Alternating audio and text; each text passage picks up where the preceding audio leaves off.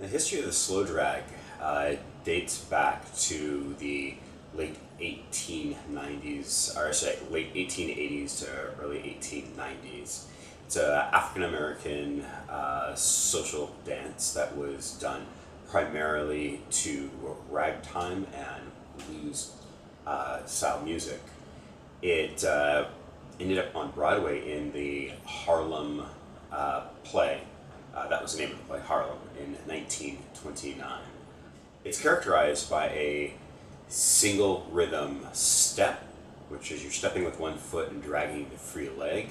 It's got a sort of a push quality to it, which kind of, from the inside, the experience of it is almost an upward arc before you drop off almost off a ledge as your body sinks back down into the floor, which gives it sort of a heavy downward emphasis. It's been characterized historically as a dance where the follower was frequently just hanging on the leader, with hip movements and the pushing weight change, so there was not much traveling. Very popular in Louisiana, New Orleans, the juke joints up and throughout most of the deep south. It has changed over the years as the music has changed. There are still communities today that dance what they call slow drag, which is similar in technique and overall look as the same slow drag from the 1890s. The black fraternity, the Alphas, have a vernacular dance that they refer to as a slow drag. It uses the same kind of basic step. Body shaping is a little bit different, musicality is a little bit different, as is to be expected, being danced to old school R&B and modern slow jams.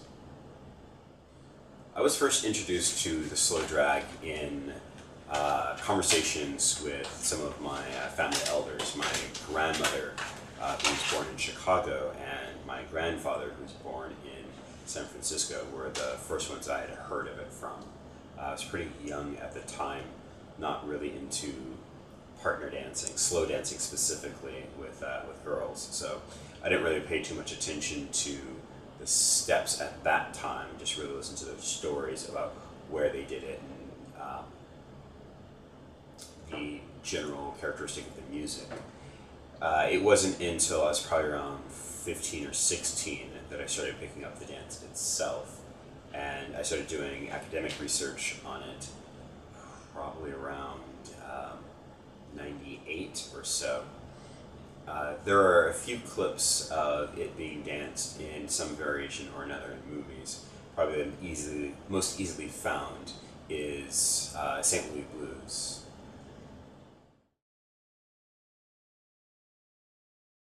To me, the primary essence of the slow drag is that slow dragging step that comes out of a push out of the floor.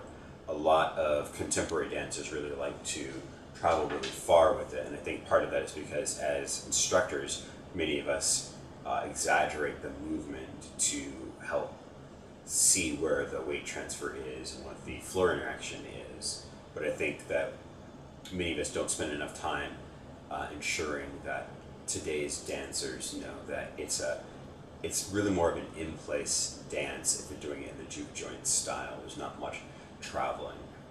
Some of the old descriptions talked about doing the slow drag and slowly grinding or burning a hole into the floor. It really didn't travel much in that form. It was really more about body shaping. And I think that is the spot where today's dancers can really grow their own sense of musicality and development and creative control in the dance, is thinking about the body shaping, the hip undulations as they do this, one rhythm dance.